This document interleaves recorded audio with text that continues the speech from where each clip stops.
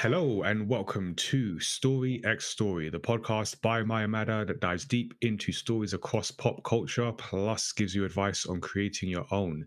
It's episode 229, and I'm your co-host, Nigel. I am Tazziii, content creator and co-host.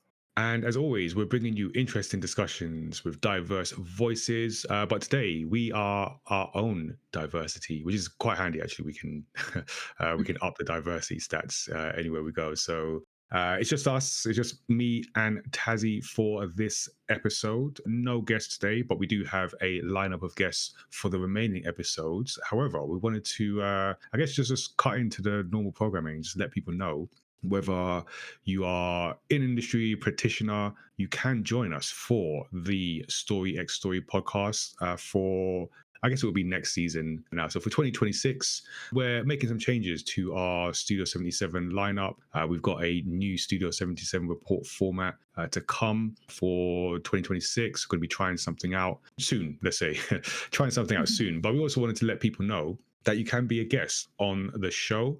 We have been lucky enough over 228 previous episodes to have 99.9% guest coverage, whether it's for our deep dives, our discussions, our interviews. And we absolutely appreciate everyone who has taken time out to join us, whether it's once, whether it's multiple. We've got some people on a hat trick, some people maybe 4 times. We still don't have a leaderboard. We're going to have to work on that. But so as we we are coming to the end of another season, we did want to let people know that we have a somewhat open door policy on the Story X Story podcast. So we do like to have people join us who are familiar with being a guest on the podcast, or in a lot of cases are doing their first podcast with us. We've had great interview episodes from people across creative industries and people who are passionate about stories join us to do our deep dive episodes. So if you are someone who is passionate about stories, you don't have to be someone who makes them. You don't have to be an expert. You just have to have an opinion, constructive opinion, and be able to listen to others. We can welcome you on the podcast. So you can get in touch with us. But similarly, if you're listening to this podcast and you think, you know who would be great on this Story X Story podcast, insert name here, let us know. You can jump in our Discord, give us a shout of the type of guests that you would be interested in hearing from. And like I said, we've been lucky enough to have a range of people, from people experienced in creating things to people who are just starting out on their creative journey. So we want to hear from people who are at different stages of that creative journey, whether consuming, producing, or both, to join us for the future of the podcast. So get in touch. As always, you can subscribe to Story X Story wherever you get your podcast from. We're on Apple Podcasts, we're on Spotify. We are also on YouTube as well. And you can connect with us, send us your feedback, your questions in a variety of ways. We have our Studio 77 Discord. So that will be a place where you can connect with myself and Tazzy and others on the team, and definitely give us a shout about what you would like to see talked about on the podcast. Had a conversation with someone recently at an event, had a great AI conversation. So looking to get him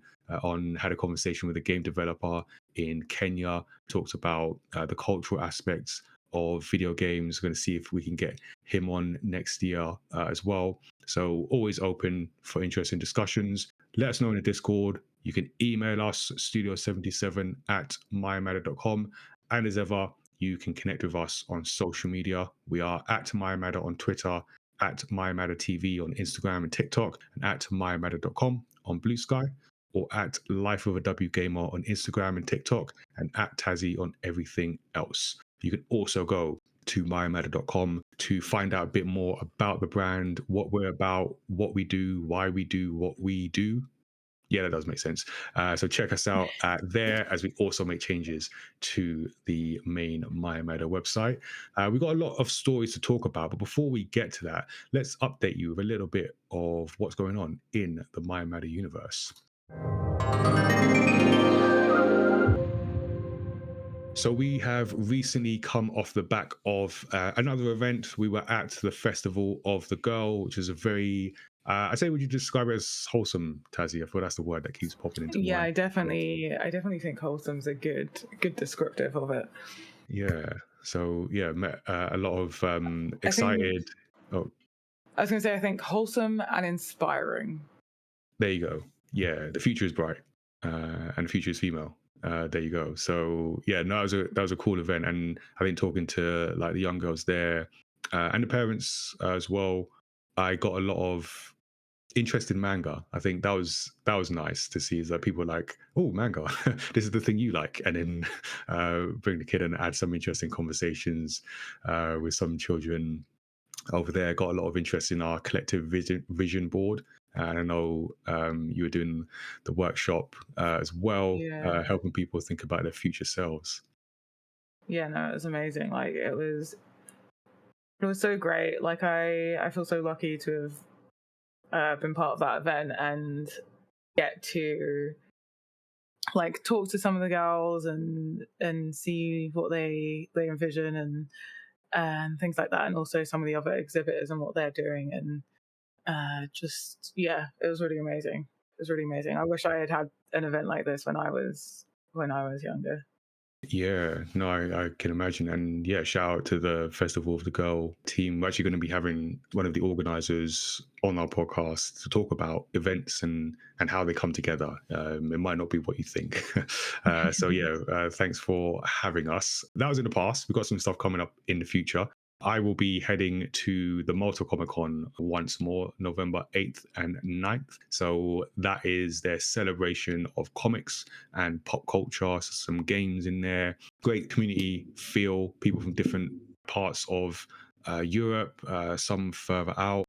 We've had recently Tony Moy on the podcast, who is, I'm going to say Chicago, but he's going to be coming over there as well. So just a nice time. So I'm going to be there. If you're listening to this and you're in Malta on the 8th or the 9th, come down and catch up. So a little closer to home, I will also be at Thought Bubble, which is the following week, November 15th and 16th, where the Harrogate Convention Centre is taking over for 2 days to celebrate independent comics. So I'll be there with our manga and also doing a comics workshop on the Saturday as well. So check out the scheduled lineup there. That's really it's another nice event. And we've also got I think on the same episode, we've got one of the organizers from Thought Bubble to talk about, again, we're going to be talking about events and how they come together and the challenges that some people may not be aware of. So stay tuned for that. And in both cases, I'll be bringing our latest comic, Origins Against All Odds, which features Tazzii's character in the Mind Matter universe for a reflective, hope-filled manga about pursuing your creative career goals in the face of resistance and doubters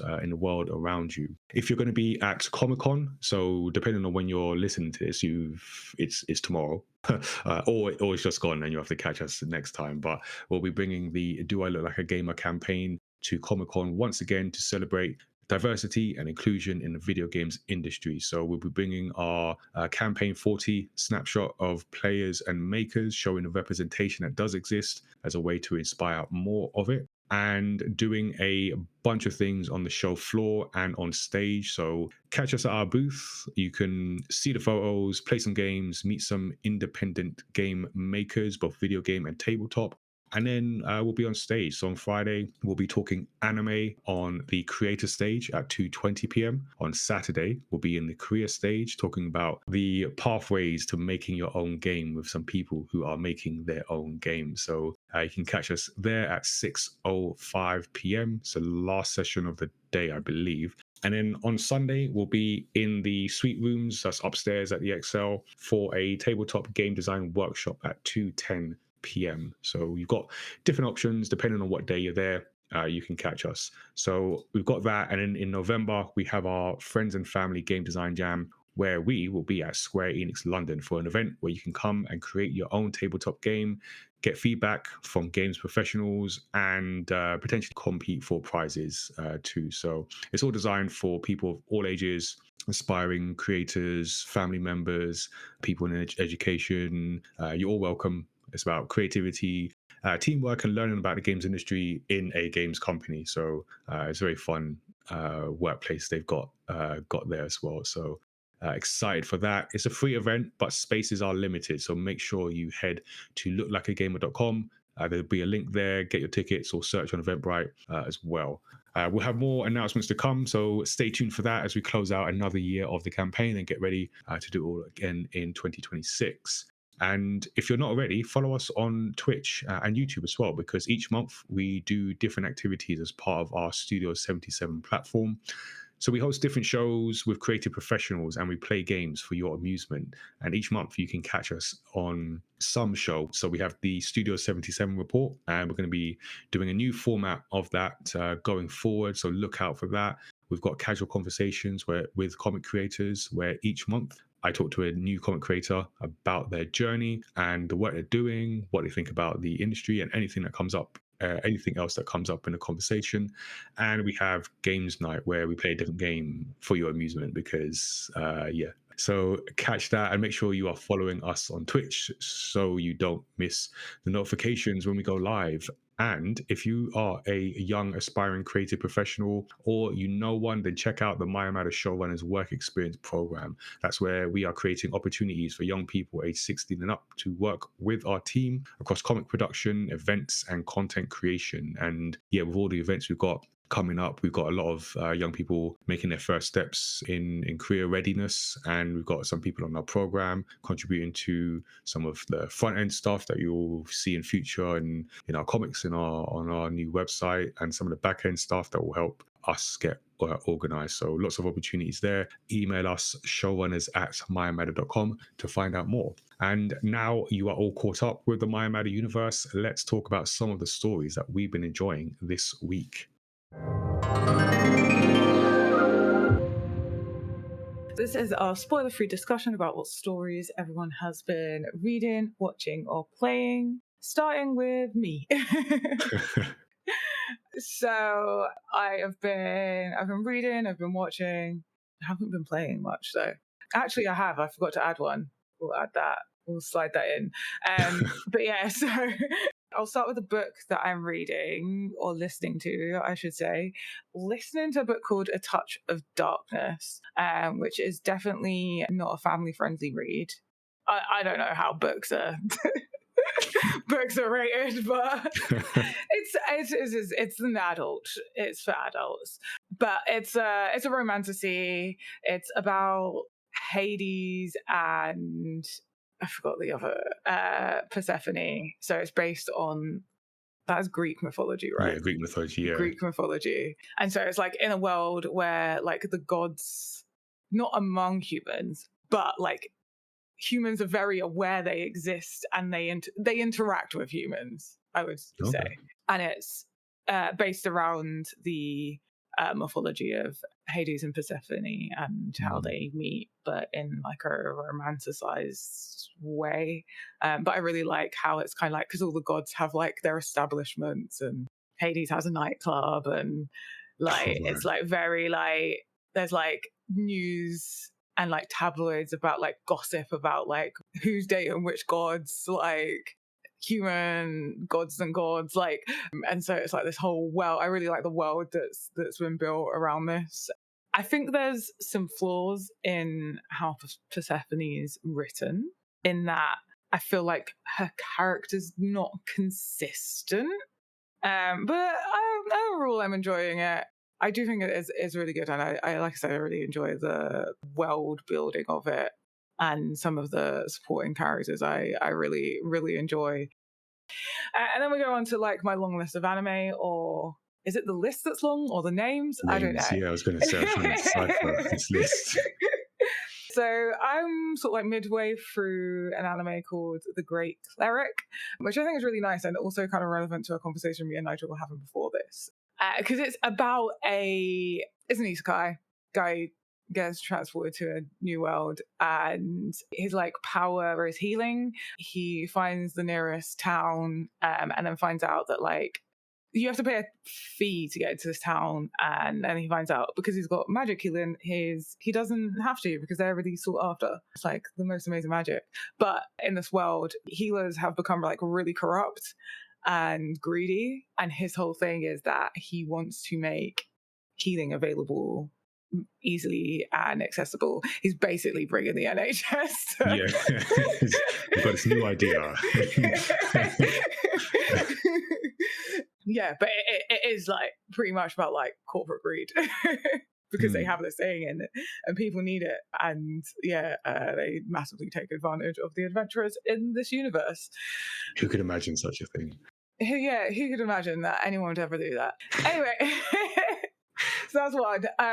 I am very upset that I am up to date with Secrets of a Silent Witch because it is extremely good. And when I like finished and got caught up, I was like, wait, no, I don't want it to end. I want more. So very wholesome. The first episode was giving me very like Studio Ghibli. If it was like a show meets something else, and I don't quite know what the something else, but then it doesn't keep up that same aesthetic and feeling. It is in there throughout, but I really wish it was like that level the whole way through. But yeah, no, it's really great. Like the main character is like this really powerful witch, but she is like super shy and creates this whole magic, or becomes the only person able to silently cast spells purely because she's so shy she cannot cast spells in front of people. Oh wow. That's so anime. Yeah, and it's just like purely wholesome, lots of powerful mages. It's one of the few that's like set, well, it's not really set in a school, it's set in a college type place. So I think it doesn't break my rule about getting a borders. Loophole. Yeah, loophole. And she is an adult. She's just like infiltrating. No, but it's really fun. And then I've also been watching, which is very on theme for the month, a case study of Vanitas. And I started watching this a while back, then kind of like didn't watch for a while, and started up again. It's basically about vampires and a vampire curse that a human is trying to break. And there's very big discourse between vampires and humans. And it's set in Paris. It's very good. Vampires in Paris. Vampires in Paris, yeah. Really good. Highly recommend. And then the next one is I was reincarnated as the seventh prince so I can take my time perfecting my magical ability. So that is all one. I was wondering. So that's the longest title I've ever seen. Is that the longest title I've put in here? Maybe. No, I really enjoyed this. Oh my god. It's literally like someone who has come from a world of magic. Or I think they might be in the same universe. They might be in the same world. But they get reincarnated, but they're like the seventh prince. So they're not in the race for the crown. And so he just spends all of his time learning magic. And he's like really into it. Like he's super passionate about it. And that's why I love it. Because he's like, oh, I just want to do this thing because I'm interested in like the magic. He like does all this like crazy stuff, all this like wild stuff, and he becomes like, I think he was born OP, but he just becomes so OP, and there's just like all these great interactions, and people just gravitate towards him because he's just so innocent and like sweet, but like just loves magic. But then that's like his one vice. He gets all like magic. He gets all like, but can I just, is it like he doesn't care if it's ethical, but like, oh, okay. And it's like a young prince, like a really young prince. Yeah, like he's really young, and it's like because he just wants the magic, and then it's like people are like, oh my god, is he going to do something just like this is too much? Is he going to go too far? But then he always reins it back because he does have principles like about people. And then I've been playing Little Nightmares 2, which I am going to go out and say I'm not enjoying as much as the first Little Nightmares. Oh, interesting. And I don't think it's as scary. I think it has too much action. Because they got the two. You got two characters, and there's a lot of. You've got two characters. I love the two characters. Yeah, I love the two characters. I love the bits with the interplay. I don't think it's as tense, and there's a lot more like attacking. Like you do a lot more attacking. Yeah. And I think it takes. Last time I was streaming, I got just stuck on this one bit. So I was like not getting the timing right to. Did it involve to do the attacks? involved a hammer. Yeah, or something. Yeah. Okay. This is one bit, and I'm so frustrated that I'm taken out of the eeriness, and I feel like in the first one I was fully immersed in the whole eeriness. There was no real fighting. Maybe at the end, like it was all more puzzle based and eerie and like sneaking past, more stealthy. Okay. Maybe a How bit far of into it like are you? running. I don't think I'm that far. That's interesting. Yeah, I get that point actually. It's um, And what I really loved about the first Little Nightmares was the level of eeriness for a game with no dialogue. And it's like quite childlike in its animation and visuals, but with like a dark overlay and obviously like very dark subject matter. And that I feel like I'm taken out of all of that in this, even though there's like some bits that are just so good. And I really like the yeah, there are two. some eerie. There's some eerie moments in there. Yeah, but I kind of I'm disappointed in like the how much the I don't really wanna call it fight mechanic. What would you call that? Attacking mechanic takes me out of the game, especially when it becomes like really difficult. Yeah, because it doesn't flow as well. Yeah, I feel like when the puzzles are difficult and taking you out, or like the adult villain characters, they're so scary that I'm still in that. But this is like I'm out of the whole scene where I'm now just playing a video game. So yeah, but I'm looking forward to finishing it so that I can get on to Little Nightmares 3 and see where that takes me. I feel like that one will naturally just scare me more because I believe at least some of it is set in a fair, so they'll inevitably be clowns. Or at least the threat of clowns, and that will do it for me. Yeah. So that's my long list of long named things. Yeah, Well, it was just the one long named thing, actually. it's a very long name. Yeah, but what are your stories?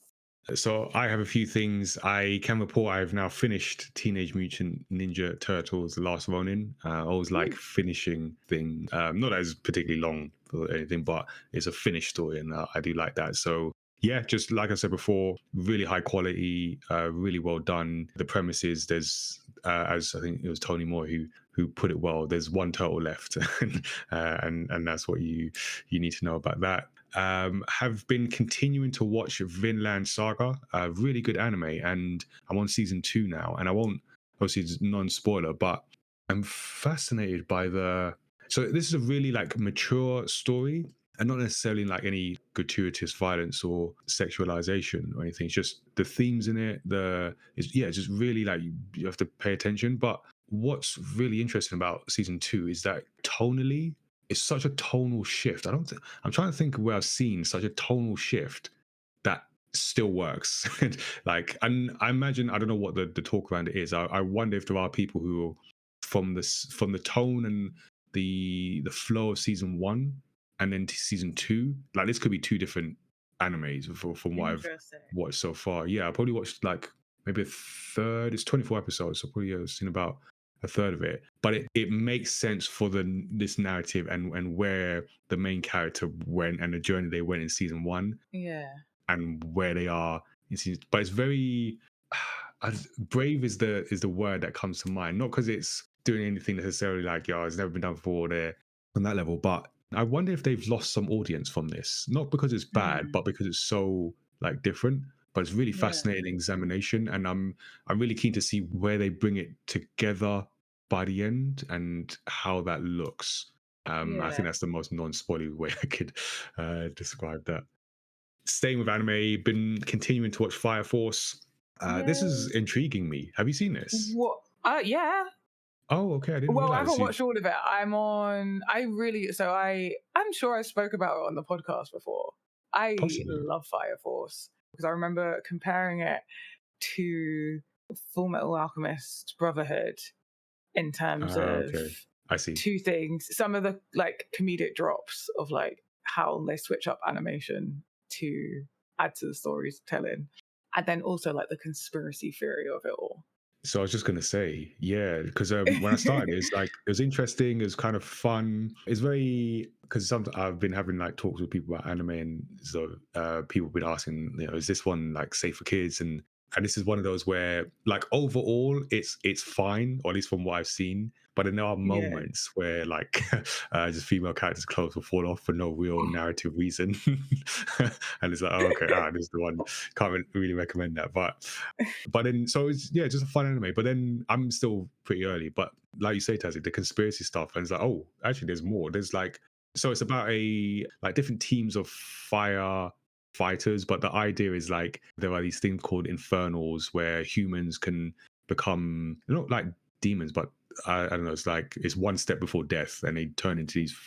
Fire consumes them, and they become a problem. They need to be taken out, but then also they need to be laid to rest, like properly. And there's a religious aspect to that as well. But the world building is opened up, so we are introduced to a firefighting force, but then there are other forces, and that's interesting. And then some like conspiracy stuff that opens as well. Oh, there's layers here. I didn't realize there were layers. So now I'm quite intrigued by it. I was enjoying it anyway, but now I'm more intrigued. So continue. I'm still on season 1, but continuing to watch that. And lastly, no pun intended, but I started watching The Last of Us season 2. So we do have an episode on this, but I would have been watching this anyway because it's The Last of Us. I think we talked about Done we all talked of about it. both games. Yeah, we've done both games and and season 1, and we're going to do season 2. So that's coming up soon. So, and I'm going to repeat this when we do the episode because I didn't watch this at the time when it was coming out. One, because we already know the story, so there's no rush. I didn't have access to Sky here. I still don't, but let's not talk about that. And and then the other reason is because I was a little scared because I've only seen one episode so far. My working Yeah. theory is that this season won't work. I think it'll be good. I think it'll be great actually, but the game, like the narrative in the game, relies so much on playing the game, Yeah. and I don't think it will. I don't think it can work. But I'm still. I mean, it is a high quality show, and then I expect all the backlash. I mean, I'm sure it's happened. Backlash over woke is the word now, so I'm sure that's been a thing from the game. Changes the characters, but I've liked what I've seen so Yeah. far. So we'll see where it goes. I mean, the game got enough backlash for it Yeah, yeah. being quote unquote woke anyway. So Yeah, but now a whole new audience can get in on it, Tazzy. yeah. So yeah, well, and I know they're doing a half season, so they're splitting. And again, the game's reasons for that, the purely TV audience might not realize. But yeah, so we'll see, and we'll talk more about it later in the year. Yeah, those have been our stories that we've been enjoying, have been very intrigued by. Now let's get to our main story discussion. Today, we are going to be talking about Mickey 17, the 2025 science fiction black comedy written, produced, and directed by Bong Joon Ho, based on the 2022 novel Mickey 7 by Edward Ashton. The film stars Robert Pattinson alongside Naomi Aki, Stephen Yeun, Anna Maria Bartolome, which is a really nice name, Toni Collette, and Mark Ruffalo. So, spoiler alert, we are going to get into all the details of this particular narrative. But first, we will get everyone's quick takes and general impressions. And by everyone, that is me and Tazzy. Tazzy, you go first. I enjoyed this film more than I thought I would. Not that I had much. Before watching or while watching? Both. Okay. I feel like at the start it was like cool, enjoying it, and then I think the second half is where it really quickly starts to develop. I didn't have like any expectation going in. I really didn't know much, if anything, about the plot. I think Robert Pattinson done a really good job. I think it displayed his like acting, showcased like he is a good actor. I know some people still think he isn't, even though I feel like he's done enough to outgrow his Twilight days. People still hold that over, yeah. And I really think they need to just give him a chance because he's done a lot. I've seen him in a lot of different ways. I felt like it was quite poetic. I remember feeling like this is quite a poetic, slightly artsy film. Yeah, it has like an artsy edge to it, which is interesting for such a commercial film, I would say. So I would say this is the type of film that I'm glad we have a podcast for, because the type of film when I watch it, like I want to talk about it because I also enjoyed it. But then there was, I think, because it's the kind of thing you say like artsy, and I agree with that because it's so we've covered previous films of Bong Joon Ho's, and that's the reason why it's on the list. So I actually didn't know too much about it. I just know it comes from the guy who made Snowpiercer and Parasite. So I knew what to expect from previous works, some kind of commentary, some kind of weirdness, some kind of tonal genre mix. And I was like, yeah, this is good. I like what it's saying. There's some films I Mhm. feel I'm not sure if I don't know if they were executed as well as previous films, but I like the swing. I like the swings that are being taken here. I think that's why Yeah, I got so I enjoyed it.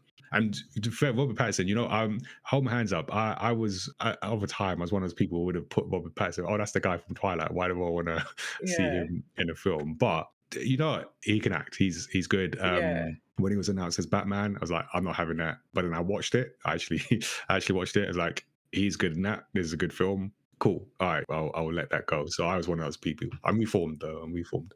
I always ask people, and I think this film also made me think of that. But have you seen The Lighthouse? No, I Okay, haven't. that is an art, that like is straight up an art film. I recommend watching that if you want to see Robert Pattinson play a character that is like just off the beaten trail. Of like, Fair enough. Fair yeah, enough. once you want that, watch that. You're already sold, but yeah, like it's I've respect for what he does. He reminds me of Jennifer Lawrence, who was possibly at risk of being typecast when she did Mhm. Hunger Games, right? Or am I Yeah, just yeah? And from at least from what I saw, made a intentional effort to do different types of films to not yeah, allow himself to be put in that box. And I feel Robert Pattinson has done that, and I feel he's done the work. And I feel again from what I've seen him in, I've enjoyed. So at that point, if you're still saying, "Oh, that's the guy from Twilight," especially if you that's haven't on seen you. anything that he's done, yeah, Yeah, that's on you at that point. I feel he's done enough. So yeah, yeah. so really enjoyed it. So we'll get into it and then figure out the bits that I think I'm not sure if they worked or we'll see. But this is a story that takes us to 2050, where Mickey Barnes and his friend Timo join a spaceship crew to colonize the ice planet Nilfheim in an attempt to escape a long shark. Timo becomes a shuttle pilot, while Mickey joins as an expendable, a job involving dangerous tasks with death resulting in a new clone of him being created through reprinting, just like a inkjet printer. During the voyage, a romance develops between Mickey and security agent Nasha. 4 years later, the spaceship arrives at Nilfheim, and the 17th Mickey is sent to capture a native life form known as creepers, but presumably falls to another death. The creepers swarm Mickey, but instead of eating him, they carry him to the surface. So Mickey returns to the ship and finds an aggressive Mickey 18 has already been printed. The leader of the ship, the politician Kenneth Marshall, has already sworn that in the event of multiples of clones, all clones will be eliminated. So Mickey 18 attempts to kill Mickey 17, but they are interrupted by Timo selling flamethrower fuel as drugs. Mickey 18 tries to kill Timo, but they are then interrupted by Nasha, who leaves with 18 while 17 is taken to dinner with Marshall and his wife Yilfa and security agent Kai. At the dinner, Mickey 17 reacts badly to being fed experimental meat and painkillers. Kai saves 17 from being executed, bringing him back to her quarters, but Mickey 17 runs back to Nasha after Kai attempts to seduce him. So when Nasha discovers the clones, she accepts them, but Kai stumbles across the three and tries to report them. When Mickey 17 tells 18 about the dinner incident, 18 decides to kill Marshall at a public ceremony. There, two baby creepers, Luco and Zuko, emerge on the ship and cause panic.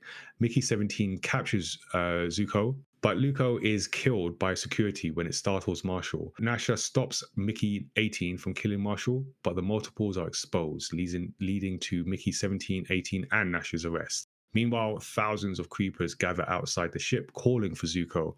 Mickey 17's description of the creepers leads Nasha to realize they are sentient. Timo arrives to kill Mickey 17 on orders from the loan shark, but Mickey 18 offers to take 17's place, allowing Nasha to escape and overpower Timo, but security intervenes and takes them all to Marshall. There, Marshall announces his plan to eliminate the creepers and destroy Mickey's memory, his backups to prevent him from being reprinted. Ilfar convinces Marshall to make the Mickeys go outside and compete to collect creeper tails for Source, whatever that is about. I don't know what that weird thing was about. That was with the winner allowed to live. The Mickeys are fitted with remote detonated bomb vests to ensure compliance. Once outside, the Mickeys find the creeper leader, the Mama Creeper, using a translation device to warn them about Marshall's plan. The leader demands Zuko's release and the sacrifice of a human in compensation for Zuko's death. Mickey 17 signals to Nasha to free Zuko with the help of security agents, who then arrest Ilfar. Mickey 18 fights Marshall and detonates his vest, killing himself and Marshall to meet the Creepers' demands. The expedition makes peace with the Creepers, and Nasha joins the colony's leadership council. Spring arrives, and during the colony's groundbreaking ceremony, Mickey Barnes destroys the cloning device, ending the expendable program. The end. So, yeah, I don't know if you had much awareness of this film beforehand, Tazziii. From what I saw, went on a bit of a wild kind of release thing because, like I said, this comes 6 years after the Parasite film won Best Picture, which we've talked about on a previous episode of the podcast. And I think there was a lot of anticipation. So Bong Joon Ho's films, there's like that social commentary, that commentary on like different class systems, and particularly for the world we live in right now, this feels like quite an apt film. So I think there's a lot of anticipation. So production began and finished in 2022, but then we had like the delays caused by the writer's strike, the actor strike in Hollywood. It was removed from the release calendar. At one point, it was then supposed to premiere in 2024, in March of 2024, but was eventually pushed back to, I think, like April 2025, but then it got pushed forward to March 2025 when it eventually came out. And yeah, that's weird. And then I didn't know it was a story adapted from an existing novel, Mickey 7, where... Well, sorry, because if it was originally... So the book came out in 2022. So 2002. Did I say 2022 before? No. I'm like, I just looked it up and the book is 2022. Originally published the 15th of February, 2022. So the film and the book, that was like a planned thing. There's also a second book. So I'm like, does that mean, was it adapted from both, or is there going to be a sequel? All good questions, and now I'm very interested to know. Sorry to just like drop that on you. No, it's fine because because I think I did say 2022, but in my mind it was like 2002. So I was like, there's a big gap between the book and the film, but that's super quick. Gap. There's no gap. Zero gaps. So now I'm super intrigued. Okay, so I don't know now. But yeah, well, I mean, from the film's perspective, I don't know if like you had much awareness of the film or any anticipation of it.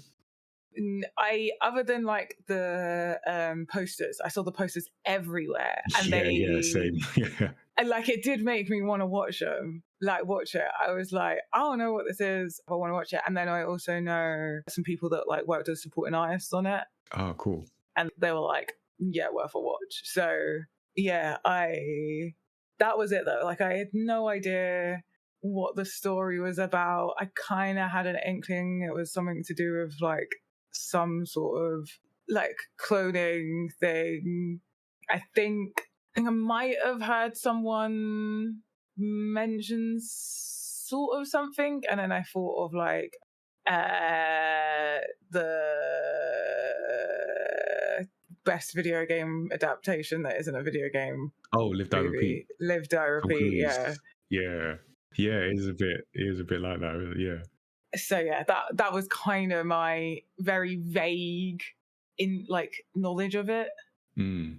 I heard about the same, to be honest. Like I said, other than knowing the director, some of the previous works and that we've spoken Yeah. about, so I had that expectation, and it's kind of I think we've mentioned it before. Like I try not to, not I don't think I avoid trailers as much as you do, but I try not to jump into them straight away, especially if I know I'm gonna watch this thing. So let me just watch the thing, and at some point Yeah. that would happen. So I'll just take it as it is rather than being told whatever was in the trailer. So I had that, and it's funny you mentioned Live Die Repeat, because just thinking about that film, so it's similar, but then.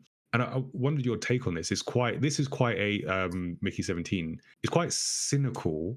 Is cynical the right word? Maybe definitely dystopian. So it's like this Yeah. dystopian view of the future, like Snowpiercer, and even at times maybe like Parasite. Although I found that quite funny, and it's certainly a film, like you're saying, sort of artsy vibes to it. So you kind of, there's a point of watching it where it's like you have to be on its wavelength to kind of, not necessarily to get it, because I think it's in some places it's quite unsubtle, but Yeah. to just to vibe with it. It's a bit weird. Yeah.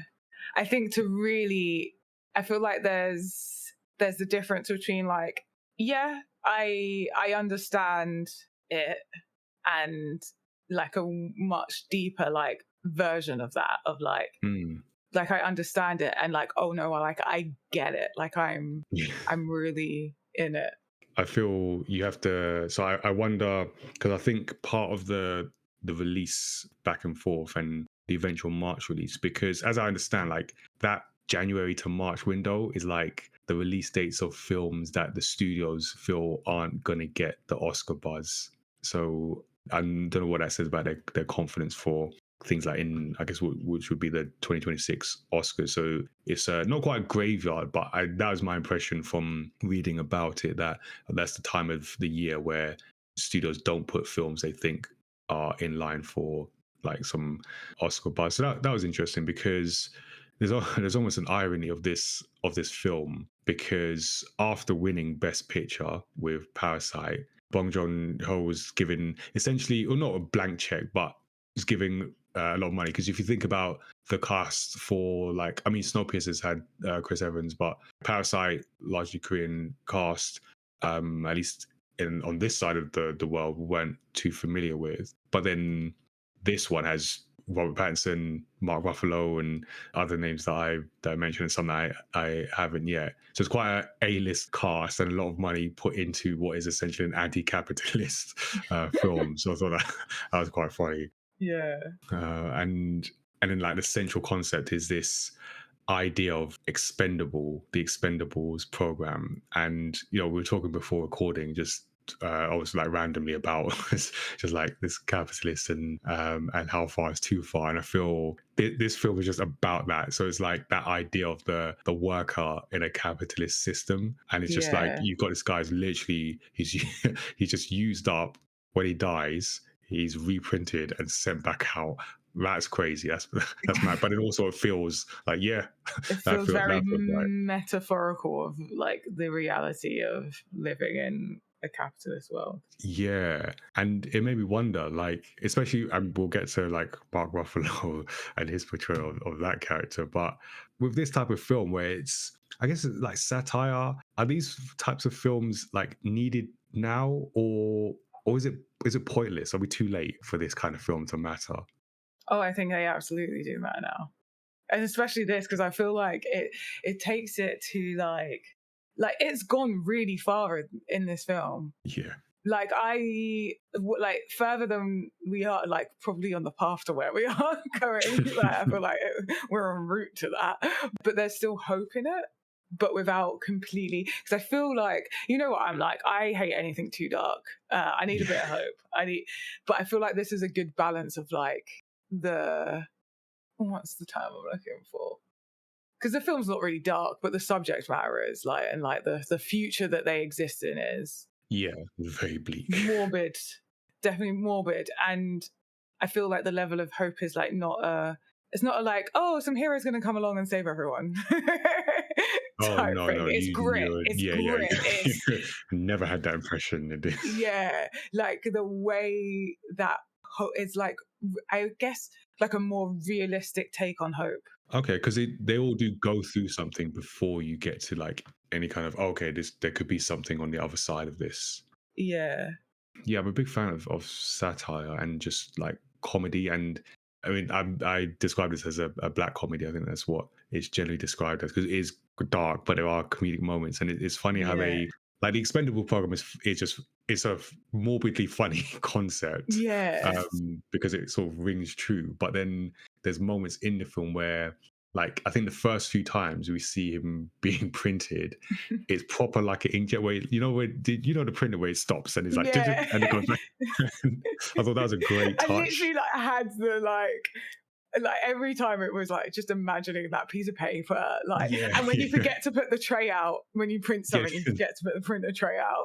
Like it yeah, and it was, yeah. falls. So I thought that was brilliant. That's like yeah, that's just funny. That's just good use of physical comedy on top of Mm, the layered black comedy in this morbidly funny yeah. piece. It's so interesting because it is so morbid, but the Yeah, film doesn't feel like heavy and dark, even though the subject, like, it really is that, I don't know, that like they really got the comedy part of yeah, this yeah. down because it is so morbid. Like, imagine, I feel like if you chopped this in a different way, it would be a very dark, morbid film, Yeah. but it's like a joyful, morbid film. It's like Joyfully morbid.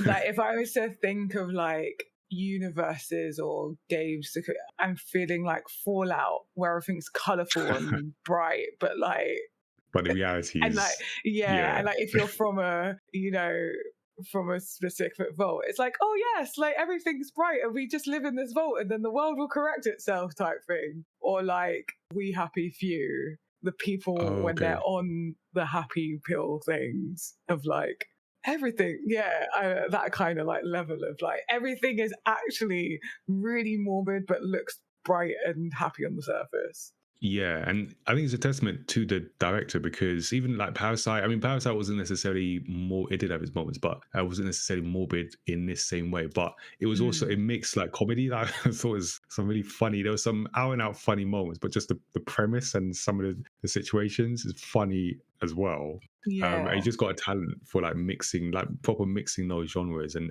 making it work for the most part. Yeah, definitely. Most I will watch any dark subject film made by him. Yeah, and I definitely appreciate that. Yeah, the commentary, especially like you say, where we are and it being needed. But again, it then the dark thing is, I mean, not through any fault of this film, but it's like it's sort of showing the path we could be. It's like we're just not listening to the warning signs. But anyway, we'll get to that in a second. The other intriguing thing, and like I said in a summary, is like if there's I don't yeah, I think there's things that I don't know if it hit exactly. I'm not sure. But so one of the things is like the protagonist, because usually you think you don't want a passive protagonist. And Mickey, or at least Mickey 17, is very passive, but it's intentionally so because I see that it fits with his character. So because even when we start the film, it starts with him having already fallen down this chasm fissure thing. And he's at this stage because he's the 17th one, right? So he's expecting to die. So he's sort of given up. And even the whole premise of the printing, because the idea is he's printed from human waste and just old bits and all of organic matter that's been discarded. Like that's also very, very dark. But it is funny because when we see him in this space essentially waiting to die, waiting to be eaten by creepers, we then get what's quite a long essentially flashback and exposition series that shows how he got there. And then one of the Mm, things, like he's signing up and he's like, they say, "Oh, have you read the fine print?" And he's like, "Yeah, I read the fine print." He yeah. hasn't read the fine print. That's funny. And then That's- even after that, it's like he's not read the fine print, and then he gets to the lady that's like showing him, and she's yeah. telling him, and Can you? he's not paying any attention. So we've got this double layer of like he Because he's doesn't attracted know by a what he's smell getting. or something. Yeah, he's like distracted by, and it's hilarious, and it's a very interesting like way because I feel like not everyone could have done that flashback and that Hmm. this was like how it was done. Like I think that's very skillful because it it could have easily like really taken you out of the film. And I imagine for some Yeah, people it does. you might have. I Yeah. imagine for some people it does really jar them, but I think it works really well. I was really invested. Okay, because I was going to ask that, like, because it is a long, like, it's a long sequence, like, it's a good half hour of him, like, taking us through, and a lot of monologuing, and I wonder if that's like, you know, to be fair, I don't watch a lot of like Korean. I mean, I guess K-pop Demon Hunters and now this, but like Korean shows or like, so I don't know necessarily the storytelling expectations and on that side. But it reminded me of sometimes I'll watch like anime and I'm thinking there's a lot of exposition here, which I don't necessarily always like, but for some reason anime gets away with it for the most part, and that internal monologuing. And I wonder if like, because I wasn't thrown off by it, and it sounds like you weren't either, but maybe people could be. Do you think it's because we watch a lot of anime and that's like that form of exposition isn't necessarily new or off-putting? Probably, but also I think it is done really well for anyone that's like just paying attention. For anyone that genuinely is invested in watching the film and not just putting it on in the background or something. Yeah, you can't do that here. Because again, and I'll go back to like it being kind of like an art film. It's got very good like visual elements. It's interesting. Like I was interested. Like I couldn't look away interested. Yeah. Like Same. I needed to look at these visuals. And like What's I didn't even happening? want to Yeah, like why? glance away. Like I like needed to pause a couple of times because I was like I've got like a lot to do, but I can't not like look at this. So let me pause it for a second, like take my food out of the oven, whatever, and then play it again. Where normally I'd like maybe like still in the vicinity, but like somewhat walk away from it. But this I was like, no, I need to be like locked in. And because it did, I just had lots of visual elements, visual cues Yeah, that and visual kept it gags. interesting. Yeah. Like I was constantly entertained through like multiple senses. Like, I don't know, Right. that seems a bit silly for like for a film. Obviously, you watch a film, that's it, but it's very like it is. It's not just like, oh, these images go along with the dialogue. It all means something. Yeah. Okay, I feel that, and with the character Mickey, like I said, he's quite passive, and even like talking about the character, Robert Pattinson said that I just had this idea that he's some kind of dog with a complete lack of self-worth. He told Empire, he just keeps turning up, reporting for duty. It's him saying, "I'll just keep lowering my expectations the whole time."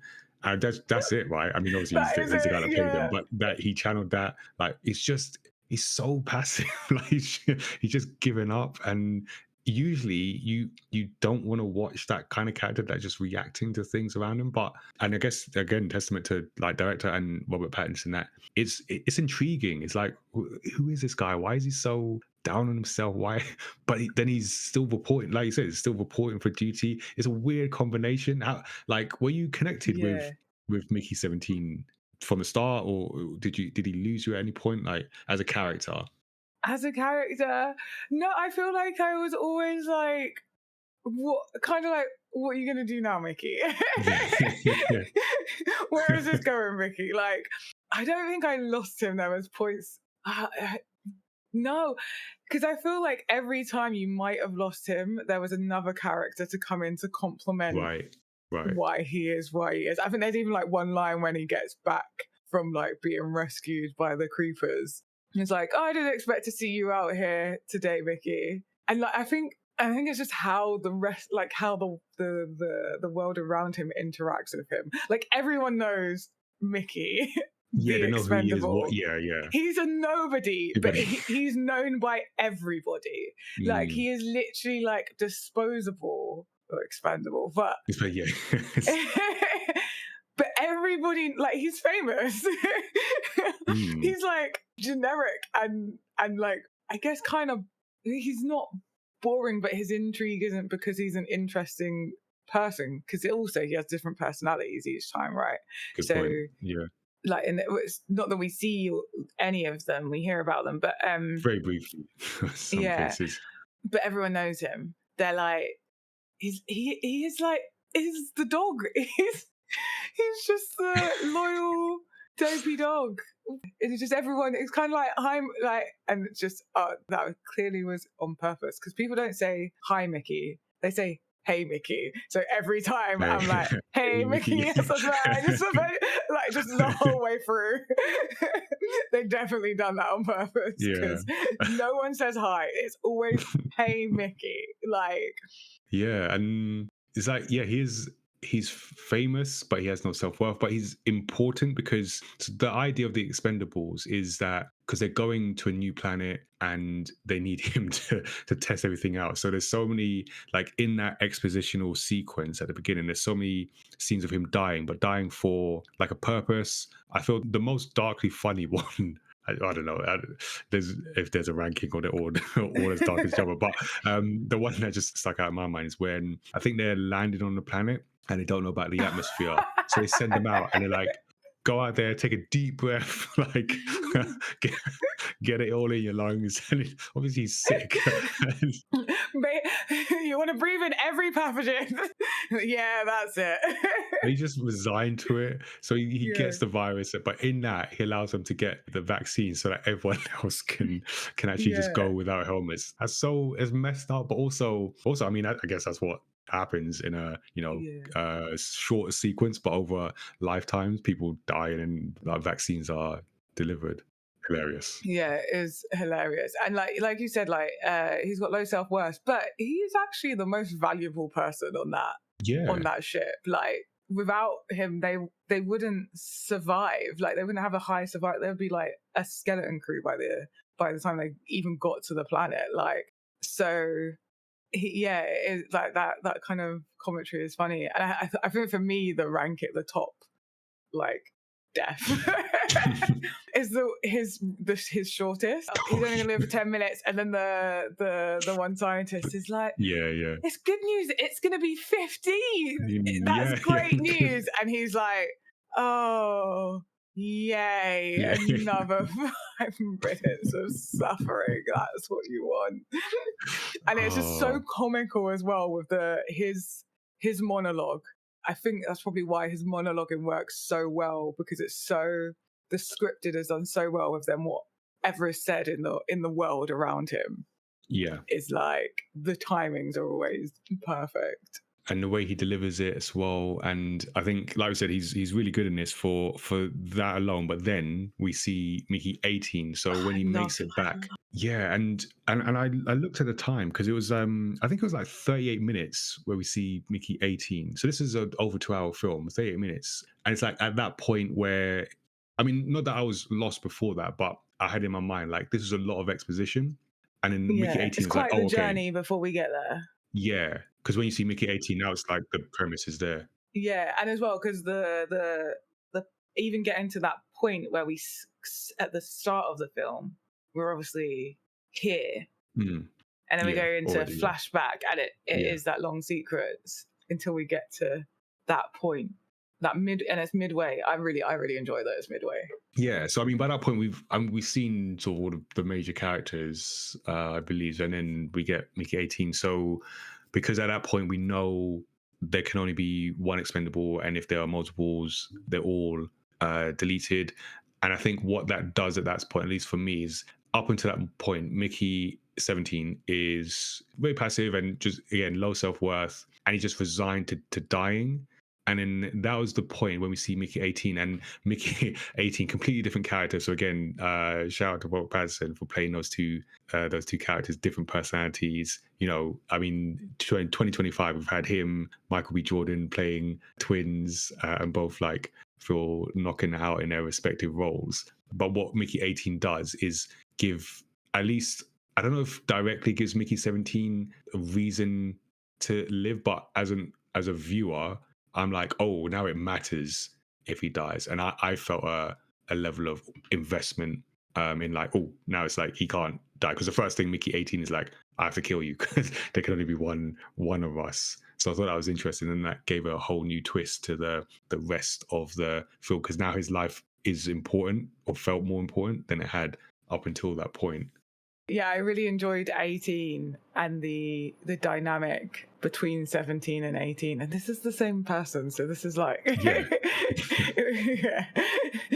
and like the dynamic between them, and how they encouraged each other to grow, even though they're the same person. I had a lot of questions with like the whole premise of like how the personalities changed between between the like Mickeys. between Mickey's, and like what it looks like to like have multiples and stuff, and curiosity of the multiple that brought it all the ethicalness into question with the murder, and there was like Yeah. however many of them.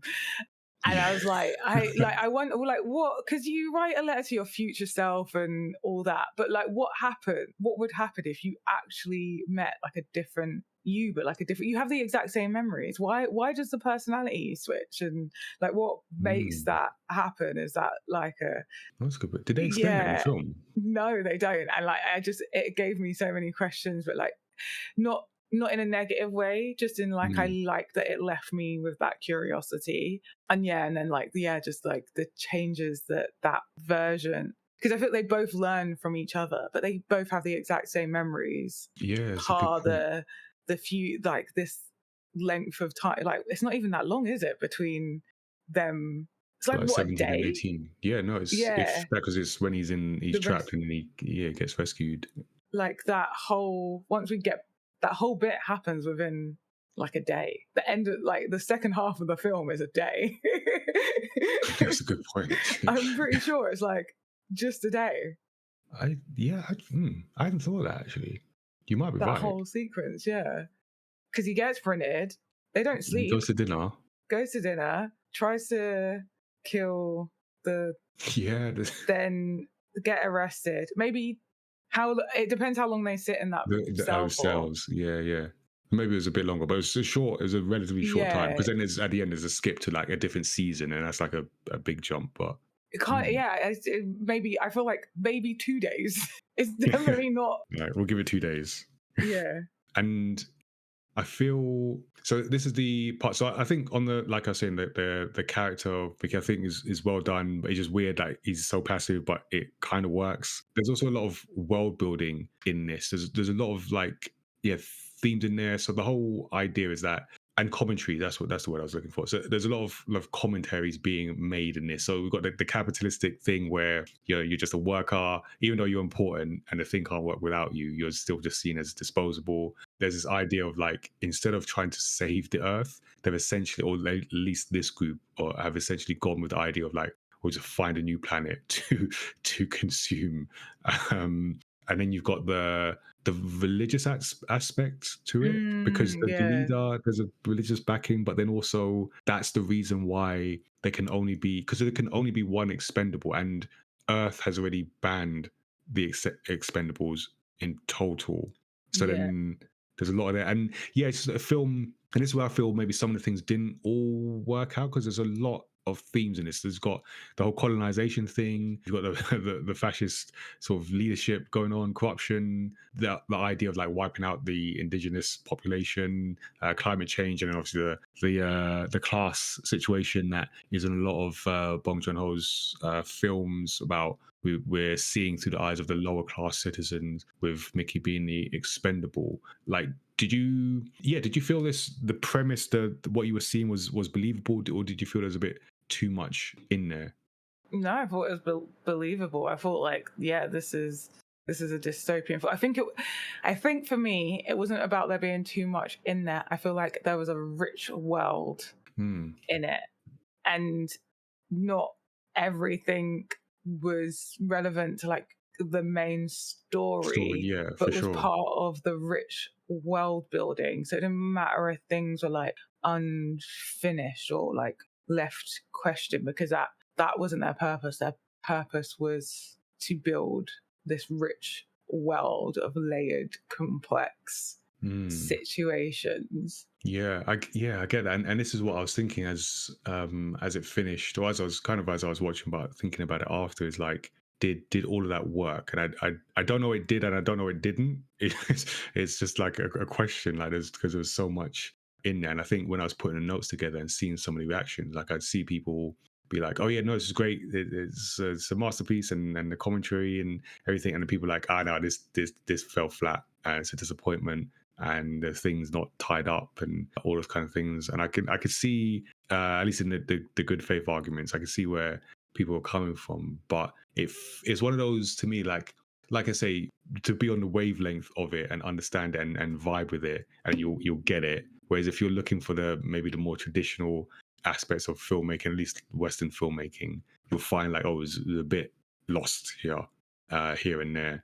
But yeah, I don't know, it's a weird one in that case. And I think the other aspect is the like satirical aspect, because you have, again, it's funny, but it's dark, because you also have you've got this ship that has been led by this leader who is looking for, essentially he's looking for like, this is a whole like eugenics thing, because he's looking for the pure race of people, like superior people, because he has that Yeah. scene with I think is it Kai, who, when she's at dinner, and then him Yeah. and his wife are looking at her like, you're the perfect specimen for It's reproduction. It's like, literally like they're buying a stud, like a mare from yeah, like a horse breeding. yeah.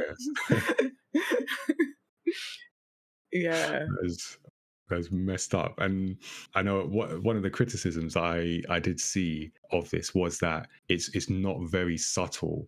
And I guess it's the same question as in a like question, do we need this kind of film? Is Yeah. there value in just being so obvious? Like, I think obviously not the same films, the same type of story, but South Park at the moment, although I haven't seen the latest season, I know there's a lot of what South Park does, but that kind of satire on the current state of American politics, and is very, from my impression, is very obvious. It's like, is there value in just being like, this is it? It's very obvious, very non-subtle.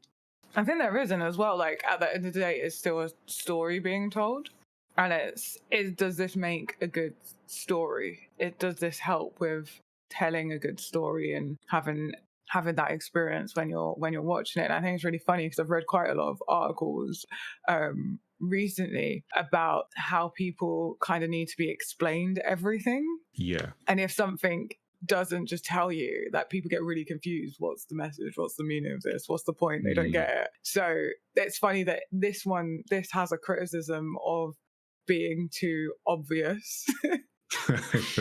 Yeah. When I've read so many articles that like it's not obvious win. enough. Yeah. And this does it so well. It's so funny. If it wasn't so obvious, it wouldn't be so comical. Like it would, if it was subtle, it's half of the humor. It's like, Yeah. and it's also part of the world building. I feel like they're not, especially if we look at like the fact that the marshals are trying to expose this corrupt leader, and they're not. It's not subtle about like this kind of. Would you call it a dictatorship? Or no, I mean, the word I've seen is fascist leader, but then I feel like there's another term that would fit really well, which is less dictatorship and more just like someone that wants to be. It's more like it's almost like a cult. Yeah, there's definitely cult aspects. But there is a term for that kind of leader. Anyway, so they're not subtle about what they're doing, especially like the longer they're out in space, and it's like there's no turning back now. Like you are stuck on this ship. They're just enough that it's like, oh my god, I just realized how much of a commentary this is. It's just enough to be like, this thing is really bad. Oh, but like, I think there's one where it's like, we're banning sexual activity. Yeah. Everyone's like, boo, but don't worry, we're going to start an extensive once we're settled. And once we get there. And we've not just once we get there, we've got to wait until we've like grown enough food. And then we're going to repopulate. We're going to repopulate. So it's like the promise of it will be there, even though they've just taken away this whole right. And that's the whole thing, is that they're like that. But as it's kind of like the boiling frog scenario, because the longer they're in space, the more they can get away with, the more that they stop being so subtle about it. It's just like, we are in charge and you're going to follow our rules at this point. Like, what are you going to say? I do feel so, and there's no way to not make this political, because especially with the portrayal of Kenneth Marshall by Mark Ruffalo. But this is a film made in 2022, in between Trump presidencies, and as British people looking across the pond, as they say, this film feels so timely because, like you say, Tazzy, it feels like that boiling frog syndrome where basically just he's now just saying the thing out loud, and but people are still going along with it. And I feel like if you had if you had done what he's been doing, if you had jumped straight to that, people would have been like, wait a minute, it's too much. But it feels like they're being ushered along into this Yeah. crazy scenario that just would not have been accepted like 10 years ago. And this Yeah. film feels like, and I guess that's the heavy-handedness makes it so obvious. It's like this feels like that because this journey that they're on, this leader that they're following, and it's like has no one really just stopped and taken it Yeah. up. Especially when they're taking something away that doesn't need to be taken away Take it to give away. it back. When that is a specific tactic of control. Mm. It's so interesting, definitely. Yeah, and it does have that as as a film. It's not traditional. I say like a traditional Western film that you'd expect, especially from. I mean, again, it was released in that window, that March window. But it's a by this point a well-known director. It had a budget. It's got well-known actors in it. But the narrative is challenging at times, both from a sort of political commentary perspective and from a structure of the film. And I read this good quote from David Crow at Den of Geek, who mentioned a benefit of Bong's narrative layering is viewers are never exactly sure what is about to happen next. To accountants, this could be a sin, but for those who like to be dazzled, it is most definitely a virtue. And I feel that's a good description of this because I'm watching it. I'm like, I don't quite know what to expect from it, and I like that. But then I imagine the people who gave him the money, because it's got to be like they gave Didn't feel him this, comfortable. didn't feel comfortable. They're like, make Parasite because that won the Oscar, so do that. Here's the money, do that, but with more Yeah. famous actors. But what you got is not necessarily that. And I don't know how this will do in terms of like Oscars. I doubt it will do well, but it doesn't mean it's bad or worse. Yeah. It's a weird situation. Yeah, because I would say this is like a great, like, Parasite was impactful because I feel like it was so different to what we're used to, but so well executed. Yeah, and again, felt familiar, felt true. Yeah, and this is also very well executed, but doesn't I don't think it has like quite the like level of impact that Parasite had. But I still think it's like very well done.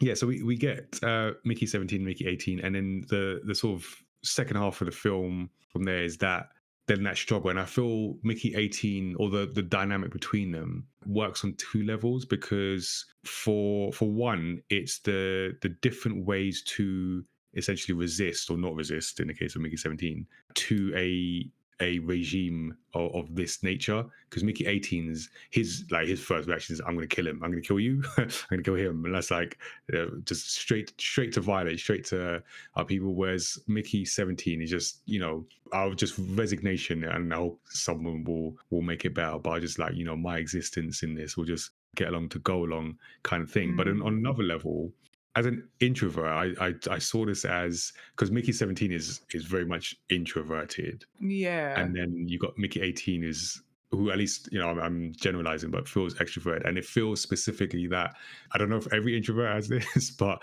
there's a lot of times where people feel because you don't say anything, you're not thinking anything. And this felt like to me watching Mickey 18 is what Mickey 17 thought in his head, Yeah. but was afraid to say. I feel that's a lot for a lot of introverts. So I Yeah. appreciate that. It's like Mickey 18 is the inside voice. Yeah, for sure. Out loud, yeah. And I think it was really interesting because at first, obviously, it's like Mickey 18 immediately goes to like gotta kill each other kind of thing. Yeah. And then once he's, I would say Mickey 18 is pretty hot headed, and once he's kind of like calmed down and like got over the initial I need to kill you and like actually thought about it, and then he acts like he doesn't really like Mickey 17, but he actually really does, because at the end of the day that is him. Yeah.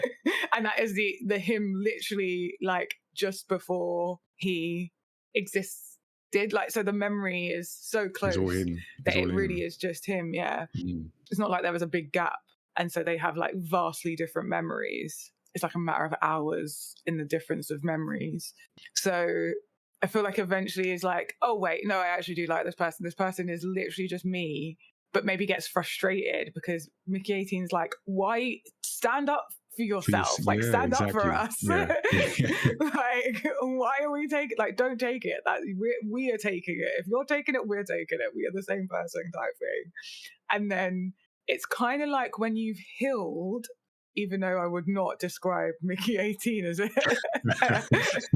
comparison to being Zen healed. and yeah. But when you've healed or are further on your healing journey and you've gained your voice when you might have not had one, it's like talking to your inner child, or like protecting that inner child. And I feel like that's what Mickey 18 does. Is Mickey 17 is that inner child. That's the earlier version. It literally is the earlier version.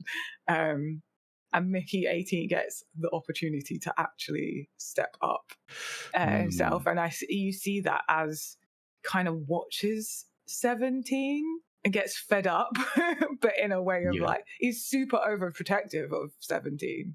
Like, as soon as, because he goes to kill, what's his name? Marshall, as soon as he hears what Marshall done to 17. Yeah. And he's like, what? Like, how could you let him do that? Yeah. How and could you let him do that? Okay. I'm going to go kill him now. That's not okay. I'm not cool with this. I'm not happy with what I've done to you. Not happy with the treatment. Like, I'm a goat. Like, that reminds me of me, how I am with my, like, friends. I get super overprotective. And then I'm like, what? Who am I? Who am I fighting? They don't what? Yeah, get that. Yeah. Like, excuse me, like, it goes like that. And I think it's really funny because obviously that's also what Nasha's like. Yeah. Oh yeah. She actually, we haven't spoken enough about amplified. her. She is about that life. Nasha, I love Nasha, and yeah, so it like it's. Yeah, I really like that about 18. I really like 18 actually. At first I hated 18. It was a bit much. Yeah, but it's a bit intense and weirdly a drug addict as well. Like, where that came from. But it's also like, as you're describing, even so with Nasha as well, because she started like that. She was very much forceful, spoken mind. And it reminds me, I don't know if I'm reading too much into this now, but you know, because you can have the person in your life who is the, like you say, I'm for you, because we see that with her. She's, you know, pushing people out of the way. She's defending Mickey and everything. But then ultimately, you have to do it for yourself, and that's the Mickey 17, Mickey 18 speaking to himself. And I felt that scene after the dinner was like, that was one of my favorite scenes, just because it was one of those scenes that felt like it represented real life, and that conversation that you just described, Tazziii, where, you know, something happened and either the people listening and us, either you've been that person who had something done to them and didn't stand up, or you have been the friend of that person and want to do something, and you understand was like, why aren't you doing something about this? This is not right, because they filled him was like experimental drugs, and then they were going to execute him right then. They just didn't care about his life, and he's just like taking it. And you either internally you feel it, even though you don't say it outwards, or your friend says it, like, we are not having this. This is not right. And that was like a moment of internal growth, even though the internal came from the external Mickey 18. And yeah, him growing, because yeah, like Nasha was always about that, but I felt he had to do that for himself, and that's part of like Mickey 17's growth, who as the main character in this over it. And it's almost, I feel by the end, because, and again, like I said, it packs a lot into it, because we see the relationship with the creepers and him like diffusing that. Well, I guess not. He literally blew someone up. But so getting to a resolution with that. But it's about him almost, I don't know, just accepting like happiness or joy, because it feels like he never allows himself to feel worth, and he gets to a point where he feels some worth at the end. Is that what the film's about? Like, do you feel the message or messages were delivered by the end? Like, did you feel and I do feel like the overall message was like that self-forgiveness and not blaming yourself for things that are out of your control, because we hear like Mickey's backstory, and it's all with the mum and the car, and he believes his whole life is a punishment from that point onwards, and that is quite what sad. makes Mickey. But 18 is kind of over it. I don't know why 18 is over it. What just got printed right, I guess. But 18's like, are we still going on about that? Like, we've been reprinted 18 times. Like, yeah. how do we get over it by now? Like, but it's not until the right at that end point, and then he presses the red. Even then, there's some hesitation, and then he finally lets go. Like at the very end when he's blowing up the yeah. And it's like, oh, maybe life isn't a punishment, and I am allowed to enjoy things, and that wasn't my fault. And I think it like nicely wraps it up in a bow, and I feel like that's the story. Everything else is just the world that he exists in. Okay. Like, just happens to live in a world that's corrupt with all this other stuff going on, dictatorship, and that he is. But ultimately, like I think it's the difference between, if you look at the world like it's punishing you, you are only going to receive punishment. But if you look at the world with opportunity, then you'll have opportunity. You'll see the opportunity in the challenge. Yeah, because he actually didn't have that bad of a life on the ship, other than the dying over and over and over again. But like, the repeated die and being plopped out on the cold floor. But like, he had Nasha, he had some good friends around, like at least Kai and Kai's partner who passed. Like they seem to actually care about him and be friends, and I think that's demonstrated. Timo was not a good friend. Yeah, Timo is not a friend. And I think because Kai doesn't ask the one question that Mickey hates people asking, which is, how's it feel to die? And then when she does, the place that she's coming from asking it is not the same place as everyone else. And she apologizes for it before she even... she's like, I hate that I'm asking this question. Like, I really didn't want to ask you, but she's grieving. She's asking it out of grief to someone that died, not a morbid curiosity. And then even like Mickey realizes that, and he's like, you're asking because of, I can't remember the character who died. Oh my God. Yeah, I've forgotten her name as well. So he does have friends, but he just doesn't think that, he doesn't matter. And he matters to Nasha, clearly. Yeah. And to her credit, like, she's accepted, because she has accepted the different versions of that's layers actually. Yeah. That's one of the things I love about Nasha. Yeah. And I think because even 17 even notices it, or like because the narrative is when he's narrating, it's like, oh, something about like that Nasha's great, and Nasha accepts every version of me, even this, like, I can't remember what he calls 18, but it's not nice. Like this version of me, and then I think Mickey like was really like, oh yeah, like really appreciates Nasha, but he could have been appreciating all of these things in his life. Like Kai would give him the extra portion of food every time his food would get cut. Like Nasha's always ending up in, even though she's like really high up in the security, she's always somehow ending up in the prison thing. That's a good point. She is the MVP. She is the MVP. No, she's great. She has one of the best scenes. As well. Yeah. This reminded me of A Silent Voice. Completely different films, but just the idea of a character's journey from just that lack of self-worth for those different reasons, and then getting to a point by the end was like, oh, it's okay to be okay. And it's quite a... See, this is why I said at the top, this is why this kind of film, like, because I needed to explore this to figure out where everything was. And I definitely felt when I watched it that this is like something I'd want to watch again, and maybe this is something that I need to have like a physical copy of. Just I feel like it'd be really enjoyable to watch. Like again, like if you just need like a movie to put on, this is one that like can watch and actually get something new from it each time, Yeah, or each spot time, something you yeah. didn't before.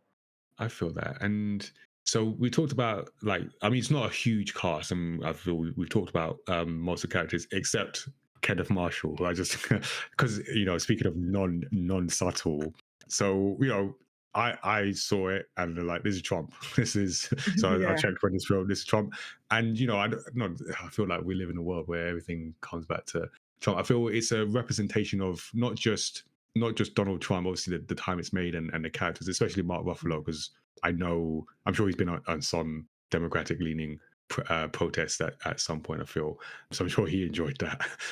But then just that type of leader, because Trump is the latest, but certainly not the only one Mm, who is like, there's enough evidence of it, whatever you feel about it, what that looks like. And I've mm. got one of my favorite phrases that I don't actually say but always runs through my head is that if you throw a rock at a pack of dogs, the one that barks is the one that hits. And I'm sure whatever part of the political spectrum you're on in America, you saw that. And you saw that for a reason, because that's what it looks like. So it is what it looks like. But it's also other people that have come before. So he plays this very like cartoonish buffoon type character. Like his wife is sort of pulling the strings as well, and he's got the religious aspect to him, as keeping control over people. What did you make of him? And yeah, what did you? Because I found it amusing, but it was something. It was something. I don't know. What did you make of Pure that character? comedy, Yeah. pure comedy. But also, I think it's not even just like a presidential or prime minister position. It's even like the boss at work. Yeah, yeah. Any kind of leadership position. I think it represented that so well, of just that kind of leader in any space. Like I definitely have a few even like managers or CEOs that I've experienced in many of my jobs that I like Mm. that. Like the funny thing is, it's like it's exaggerated, but I But wouldn't not so even go as. much. But it's not over But exaggerated. It's just yes. exaggerated, not over exaggerated. Exaggerated, like it's so funny how close to reality it is when it Mm. is an exaggerated character, because that type of person, and leader's the wrong term because I wouldn't describe No, this as leading. I would uh, agree with that. And there's some real life characters that I've already mentioned that I would leader not describe as leadership. position, They are in the position of leadership. It yeah, doesn't make them a leader. them a leader, yeah, and it's that's what makes it so comical, because you're Mm. like, this is only an exaggeration, not an over exaggeration.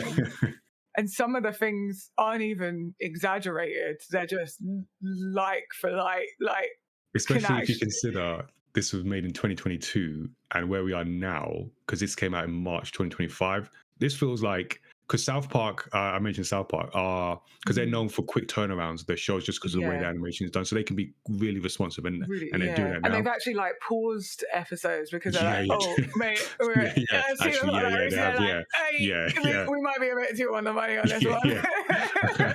Yeah, that's a good point actually. Or And that it came that they started something that was like not intended to be as close to reality, but then reality then reality happens, happened, and they're and like, we literally have to pull this last minute because it wasn't meant to be reality.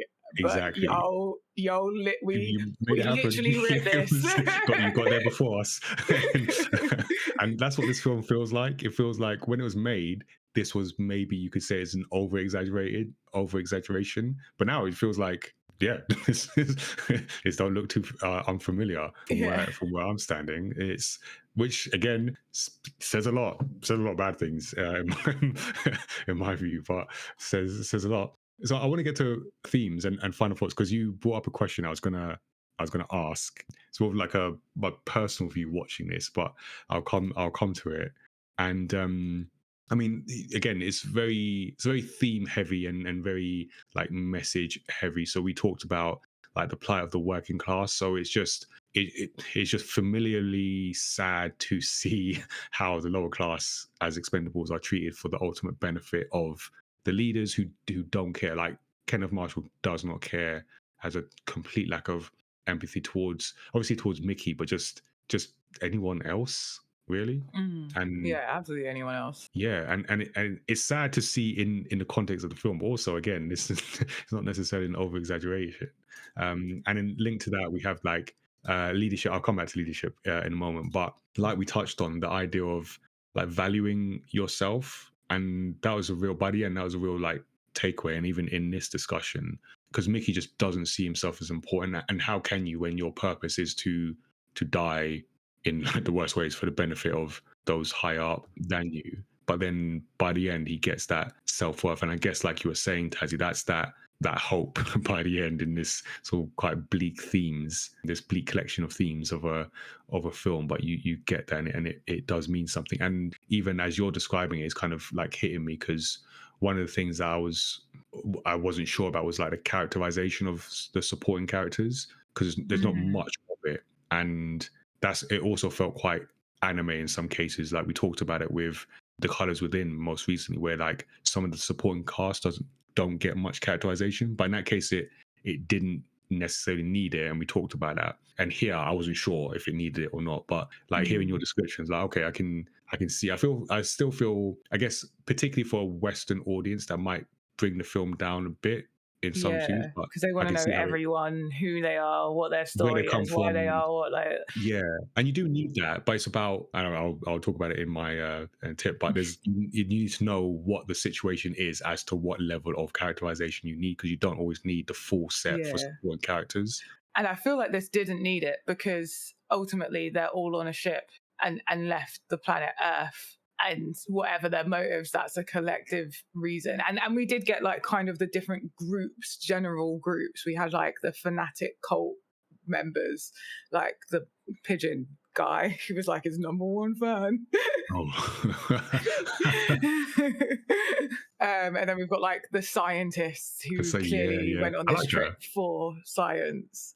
What the Oh, Dorothy, the the no, are you talking about Dorothy or the? I just Yeah, say I'm like talking about just the Dorothy. scientists as a group. Oh, as a Like group, I'm obviously talking about they're specifically. Yeah, they're obviously there for science. This gives them an yeah, yeah, opportunity to explore science that they wouldn't be able to on Earth with the backing of someone crazy. yeah, yeah. Um, and that gives them a lot of opportunity to explore areas they would not be allowed to if ethics were Were a were thing. being held to standard. Yeah. And so that's very clearly their motive. And so we don't need to know like why Dorothy became a scientist and Mm. what specifically led her here. We got the gist of it. We get a bit of who her character is. We get a bit of the kind of like head scientist guy. Like he's a bit of a yes man. As long as I get to run experiments type person. So I think we get enough of the characters. I feel like the one character that does not get enough explanation and really had to fill in a lot of blanks, and for that even storyline was the, I don't know what he was like, the head of the Oh, security. security Yeah, yeah, yeah. division, because I agree. That came out of nowhere. it's It so didn't necessarily come out yeah of nowhere, but it felt a bit like, whoa, it did it yeah. it didn't quite come out of absolutely nowhere, No, I but think it they had didn't this have earlier much scene, but tangible strings there. So yeah, I did think that. it was a bit, that bit thrown in there. It's almost like there was another scene that was meant to be, that got removed, that got cut, that would just connect that That's a good point. dot a bit better. Yeah. And I would say that's the only character that I feel like really needed more for us to understand that. Okay, I would say I would have liked to have seen more of Nasha or like characterization, Oh but yeah, didn't necessarily need it for what she was in the film for. yeah. I mean, I absolutely would have loved more Nasha. She's great. And then she had like I said, one of the best scenes where she just gave it to the leader. Where I feel that was, and again, this is another. I don't know if this is a good thing or not, because usually you would say if you're gonna have a film with a message, or messages, you shouldn't necessarily hear. It shouldn't be what's the phrase? Basically, it shouldn't be like the direct voice of the creator. Well, I felt like this was. But I don't know if this is a bad thing, and I don't know if it's because I agreed with what was being said. But so that was another one where I wasn't sure. But I like the scene, and she just collected. She said what I assume a lot of people around, not everyone, obviously, as we know, were thinking in terms of like what's going on now. She voiced that. Yeah, and I think as well, it reminded me a lot of in Barbie, the like America the Ferrera. the speech in that. It's kind of like, this is what we're because all it was thinking. quite this is one thing, and it was also quite poetic. Like even how Nash's lines were delivered, it was like a very poetic delivery. So I kind of took that bit like literally I was like, this is a poem. This is poetry reading. Yeah. No, I get that. Okay. Yeah. No, I I think it feel is that. needed.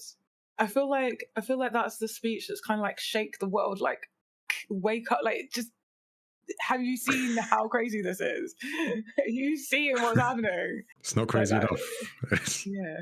It is. All right. So then the one thing I wanted to end on, and kind of a question related to this, because you talked about, isn't it? Because again, I mentioned we've been at an event. I think you mentioned something that made me think of it, because at the time you hadn't seen this and I had, and I was doing the notes, and you said something about like leaders and like how politicians are corrupt, and obviously this film kind of reinforces that, and you've mentioned it here too. And what does this film say? The fact that we see Kenneth Marshall, and again, like you said, it could be political leaders, could be bosses. What does this say about the state of like leadership in the world? If this character is so familiar, and what we expect, because this isn't a leader, and again, I'd say again, there's a lot of people in leadership, like politically speaking, in leadership positions that aren't leaders, you're just in the position. But what is that? That's worrying for me, because what does that say about what we expect from leaders? Yeah, I feel like that's a good question. That's what everyone should be asking. People should be questioning. That is what everyone should be wondering. Aside from the personal journey of Mickey, that was my biggest takeaway. Like, because like we all, like I said, we all recognize who that is, whoever that is in your life, and that's sad, because that means that's what we think automatically think a leader is, and that's not at all. Yeah, but I think again, it's like not a leader, someone in a leadership position. Yeah, but there's a lot of them. That's there is a lot of them, and I think everyone needs a bit of like Mickey 18. Actually, there was a discussion when I was working today, and then someone was saying, "Oh, there was like no point in flagging up the unethical and frankly illegal practices of a company they work for, because it's an agency, and effectively, if they flag any of the malpractices, that they just don't get work." This is and I'm like, that's the problem. That's a problem. Flag it and don't get work. It's an agency. You are with many other agencies. We're here working a completely different job with a different agency. So flag it. Absolutely flag it. Like anyone that has worked as a supporting artist in the past, like I don't know, like 5, 6, 7 years, probably would have heard of Magdog 2020, and I'm absolutely gonna name drop that, because they went into liquidation the last year, and they owed a lot of supporting artists a lot of money, and they essentially got away with like definitely, I don't know about illegal, but definitely against the terms practices for such a long time, until they liquidated. And in fact, the person who owned that has started a new company. I can't remember what it's called, otherwise I would have warned people. And there's literally a word for it. I found out the word for it. it's an illegal practice, but it's kind of a loophole that people can get away with it in like evasion. Yeah. And what was my point? But my point is, Bad if you don't leaders. stand up to them, they continue. And it is the little things. It is the little, like, because they're just going to build up, and then the malpractices just get worse and worse. And then that person just stays in leadership, or that company just stays there, and you don't call them out on their things because you fear the negative repercussions. But actually, the repercussions of inaction are 1,000 times worse in the long term. in the long term. Yeah. Yeah, and that's so what we're that is my seeing. message to you.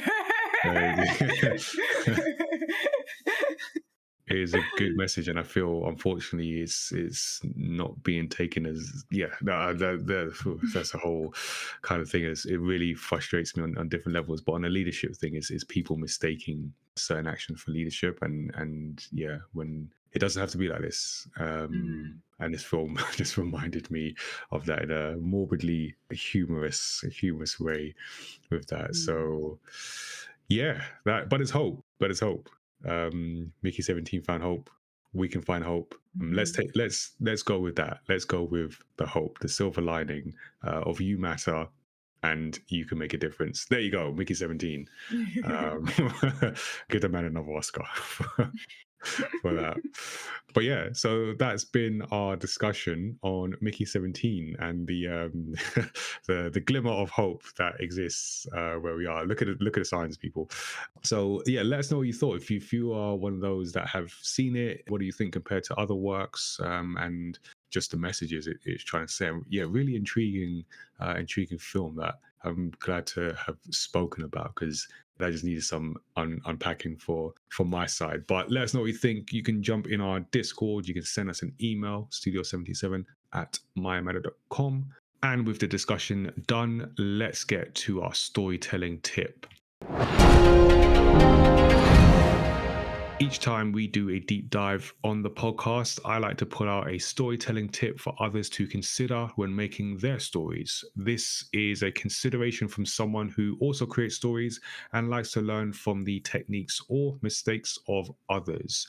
For today's episode, I'm actually not sure which one this is, technique or mistake, but I wanted to discuss characterization for supporting characters. So when it comes to stories, our attention naturally goes to the protagonist, or multiple, if there are multiple. But let's not sleep on supporting characters. They do have their own Oscars category after all. They can be the backbone of the narrative. So while protagonists often command the spotlight, the supporting cast give the stories texture and further emotional resonance. And it's the characterization, the depth, the motivations, the individuality that they're given that shapes the story.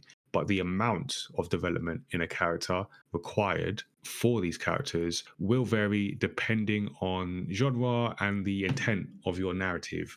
So supporting characters can serve multiple functions. They can reflect aspects of the protagonist, embody thematic ideas, drive subplots, or just ground the story's world.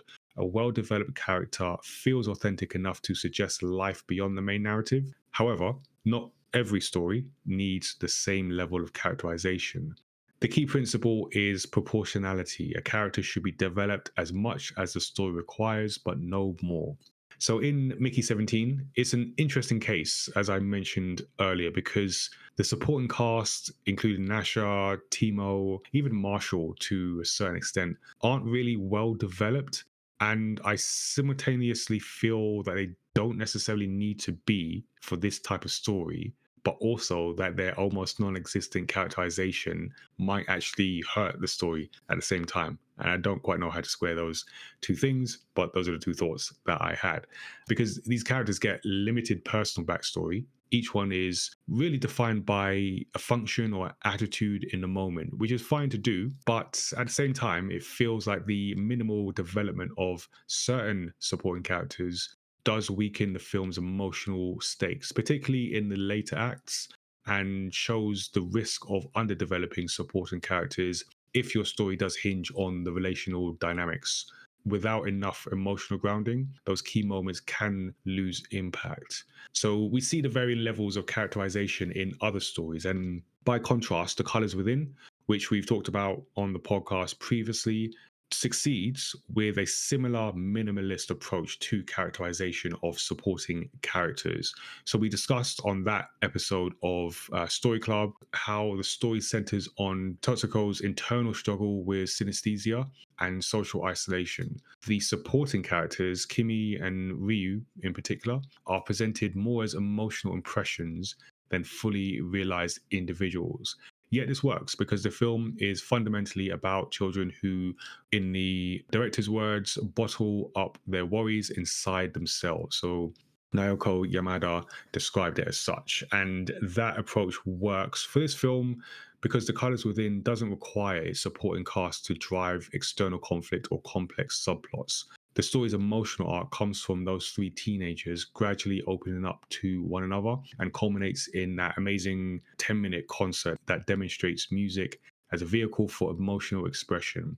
So it does make sense there, but might not in every instance. And I feel Mickey 17 tries, but possibly ultimately fails for something similar, although the discussion we've had maybe makes me question that. But it's still something that did cross my mind when watching. So here are 4 tips when it comes to characterization for your supporting cast. Number 1 is to match character depth to narrative focus.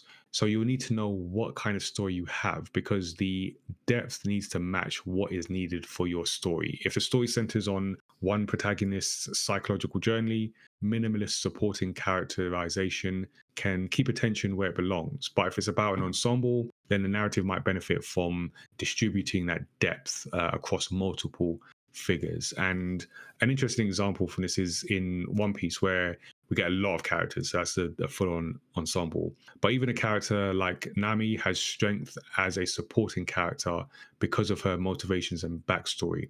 She isn't just the navigator, but comes from past betrayal and a story of survival, which deepens the group dynamic while also representing the story's themes of chosen family. Number 2 is give your supporting characters their own character arc. So, along similar lines to the first tip, your audience needs to care about your characters in order to keep invested in the story. So, in order to do that, they also need to go on a journey rather than just acting as 2D foils for the protagonist. And remember that their backstory should still serve the narrative. So, for those Breaking Bad or Better Call Saul fans, which I'm in that group, Gus Fring is a great example of meticulous characterization that adds to both stories. So his calm, methodical demeanor is in contrast to the chaos of the drug world that he operates so well in, and also deepens the realism of both stories. Number 3 is contrast creates dimension. So supporting characters should highlight aspects of the protagonist or the theme. So think your Samwise Gamgee to Frodo, Donkey to Shrek, Gus to Walter White. But let's take Donkey, who succeeds because he acts as both comic relief and emotional conscience. His exaggerated personality is in contrast to Shrek's grumpiness. So, although he's simple on paper, Donkey's humor and sincerity is important to the tone and the pacing of the story. And number 4 is emotional function can beat screen time. So, a well placed emotional beat can make a supporting character unforgettable, even with limited time in a story. So, characters who exist purely to fill space or deliver exposition rarely resonate with an audience. So even minor figures should serve a story function, emotional, thematic, or structural. One of my favorite examples of this in Boardwalk Empire. So Chalky White, who is portrayed by Michael K. Williams, rest in peace, Michael K. Williams, is one of that series' most compelling supporting figures, and he does not get a lot of screen time, and certainly not as much as the lead, Nucky Thompson. But Chalky White eats up every scene he's in. Just absolutely, just absolutely fantastic character because he advances the plot, he enriches the world, and he embodies the themes with every second he's in without ever feeling like a 2D plot device. Every detail about him and his performance is intentional. So it really shows how different types of characters, supporting characters specifically, it really shows how different supporting characters can add to your story with different levels of characterization. But you really have to know what you're dealing with because not all characterization is created equally. So yeah, something to keep in mind as you make your characters. Remember, the supporting cast can just be as important as the protagonists. But yeah, if you're making your own story, let us know what you think about this week's storytelling tip and how you might be using it for your stories. You can jump in our Discord, let us know there, or send us an email to studio77@mymad.com. That's our story tip for this episode. Tazziii, let's check in with, I guess, ourselves, because we're the guests for this episode.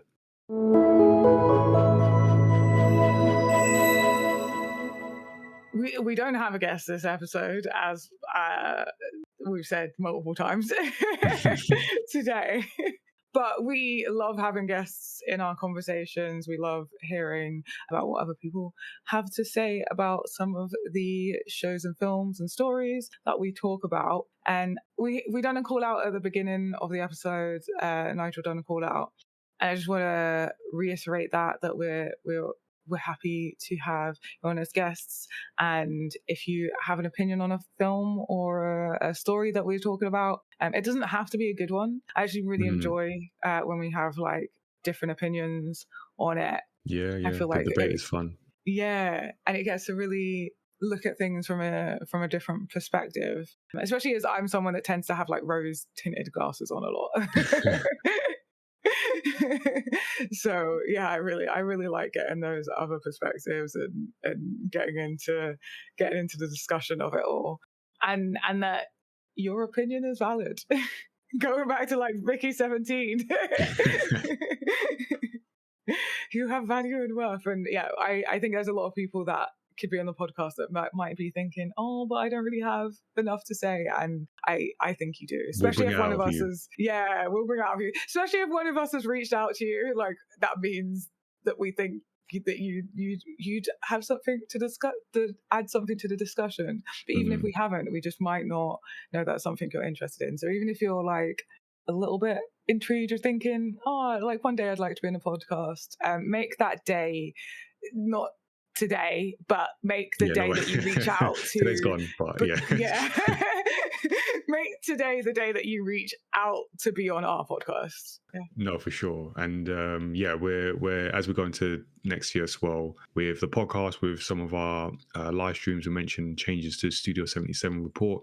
I want to give opportunities for people at different stages of that creative journey. So that doesn't just mean fully established people, although we always like hearing that perspective, but people who are just in whatever industry you are in. Everyone's got something valuable. So looking out for those voices and keeping up with bringing that mix of diverse voices to these discussions. So yeah, give us a shout. You know where to reach us. So that has been our episode. Thank you to Tazziii for saying that. I have to thank someone. It says it in the notes, so you're the closest person. But yeah, thank you for giving that shout out as well. If you've enjoyed this episode, make sure you subscribe to the podcast. We have a bunch more interesting discussions to come for this season, so don't miss out. And give us a 5-star rating and review, which helps us reach new listeners and fans of story discussions. We're also story creators ourselves, and you can discover our manga universe online. The latest title, Origins Against All Odds, is available at mymada.com. You can also jump in our Discord to connect with us in between episodes and be part of the live streams as well that we do from month to month. And get involved with the Do I Look Like a Gamer video game representation campaign. It's a yearly initiative for diversity and inclusion, for more diversity and inclusion in the video games industry and wider culture. We'll be at Comic-Con. We've got our event at Square Enix. There's things you can get involved with this year and get ready for plans for 2026. So head to looklikeagamer.com to check those out. We release new episodes of the podcast on Thursdays, and those include video game discussions, interviews with creative professionals and practitioners, and deep dives into stories across pop culture. You can always give us a shout directly. Our email address is studio77@mymada.com. And our website with links to subscribe is mymada.com/storyxstory. So thank you for tuning in. And until next time, stay safe. And remember, if your leader feeds you experimental meat and is prepared to shoot you on the floor, you might need better leaders. So yeah, have a think about that. Take care, everyone.